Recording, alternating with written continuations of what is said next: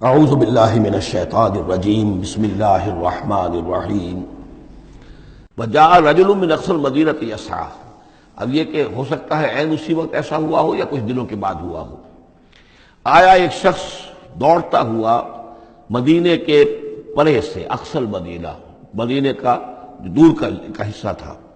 وہی جیسا کہ میں نے عرض کیا ہوں کہ ان کے محلات اور بڑے بڑے سرداروں کے وہ تو باہر کے قرب ہوں گے اور وہیں پر فرعون کا محل بھی ہوگا، وہاں سے ایک شخص دوڑتا ہوا آیا۔ جاء رجل من اقصى المدینة، شہر کے پرلے سرے سے ایک شخص آیا، یسعی، دوڑتا ہوا۔ قال یا موسیٰ، اور اس نے یہ کہا کہ اے موسیٰ، ان الملأ یأتمرون بک، یہ جو درباری لوگ ہیں، جو سردار ہیں قوم کے، وہ اس وقت مشورہ کر رہے ہیں تمہارے بارے میں، لیقتلوک، کہ تمہیں قتل کر دیں۔ یعنی اب وہاں پر ہو رہی ہے، یہ قرارداد پیش ہو چکی ہے اور تمہارے قتل کے اوپر ان کا اتفاق ہونے والا ہے۔ یعنی یہ کہ اب یہ کھل بھی گیا کہ انہوں نے ان کے ہاتھوں ایک قبطی مارا گیا ہے۔ ویسے بھی وہ سمجھتے ہوں گے کہ یہ جو ہماری ایک غلام قوم کا ایک فرد جو ہے، ہم نے چونکہ اپنے ہاں ہی رکھ کر اسے پالا ہے تو اس کے اندر اتنی سرکشی پیدا ہو گئی ہے، اور اگر اس نے ہماری اس غلام قوم کے اندر کوئی آزادی کی روح پھونک دی اور وہ کھڑے ہو گئے تو ہمارے لیے تو بڑا معاملہ جو ہے وہ مشکل ہو جائے گا، لہذا بہتر یہ ہے کہ اس کو قتل کر دیا جائے۔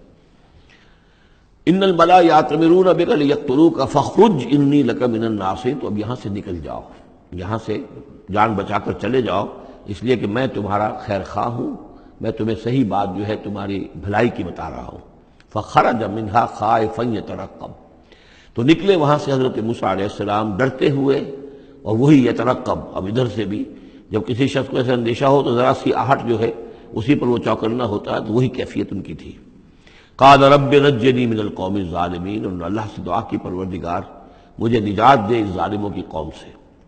ولما توجہ تلقاء مدین، اور جب وہ اب انہوں نے رخ کیا مدین کی طرف، اتنا جو رافیہ اب آپ کے سامنے ہے وہ سینائی پیننسولا، وہ تکون، اس کے اس سائڈ پر مدین کا علاقہ ہے، اس سائڈ پر مصر ہے، بیچ میں سینائی پیننسولا ہے۔ اب یہاں سے یہ چلے ہیں تو پورا یہ جو ان کو اب سینائی کا علاقہ ہے، صحرائے سینا، یہ کراس کرنا ہے اور مدین جانا ہے۔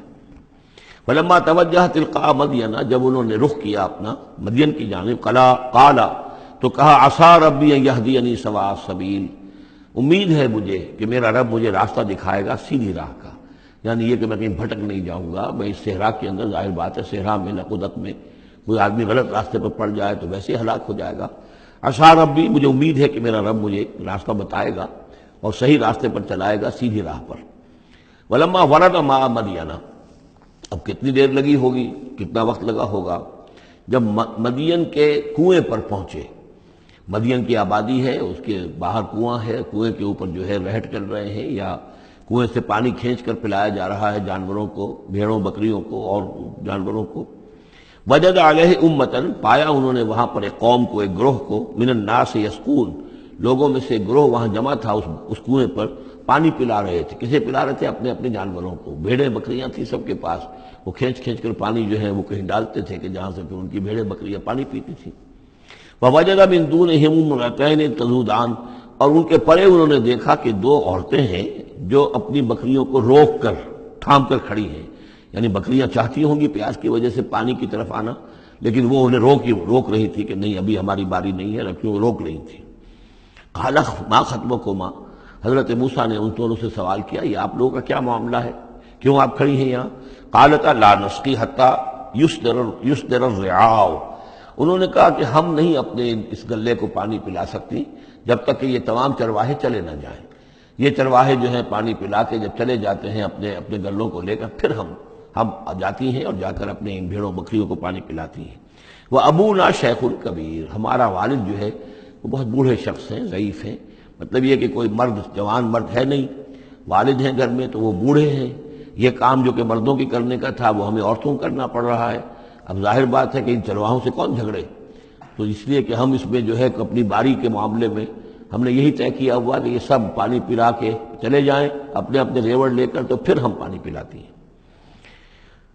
فسقا لہما، حضرت موسیٰ علیہ السلام تو تھے، قوی ہیکل تھے، انہوں نے کہا نہیں، ان کی وہ غیرت جو ہے، انہوں نے پانی پلایا، ادھر ادھر ہٹایا ان کو جو بھی چرواہے تھے، اور ان کو پانی کھینچ کر پلایا ان کی بھیڑوں بکریوں کو۔ ثم تولی الی الظل، اب وہ تو لے کر اپنی بھیڑوں بکریوں کو چلی گئی اپنے گھر، اور یہ پھر کسی سائے کی طرف انہوں نے رخ کیا، پھر مڑے ایک سائے کی طرف، کسی درخت کے سائے میں جا کر بیٹھ گئے اور انہوں نے اب دعا مانگی، قال رب انی لما انزلت الی من خیر فقیر۔ یہ بڑی اہم دعا ہے، یاد کر لینی چاہیے۔ اے اللہ جو خیر بھی تو میری جھولی میں ڈال دے میں اس کا محتاج ہوں۔ یہ انتہائی عاجزی کی دعا ہے۔ اب ایک شخص ہے، محل میں پلا بڑھا، وہاں سے نکل کے بھاگا ہے جان بچا کر، پورا سینائی پیننسلا کراس کیا ہے، کیا سختیاں جھیلی ہوں گی، اب یہاں پہنچے ہیں، کوئی جاننے والا نہیں، کوئی پہچان والا نہیں، ایک بالکل یوں سمجھیے کہ غربت کی حالت ہے۔ تو اب اس حالت میں ہوتا ہے کہ انسان، ایک تو فقیر وہ ہوتا ہے جو کہتا ہے دھسے کے ساتھ میں اتنے پیسے لوں گا، میں 5 روپے سے کم نہیں لوں گا۔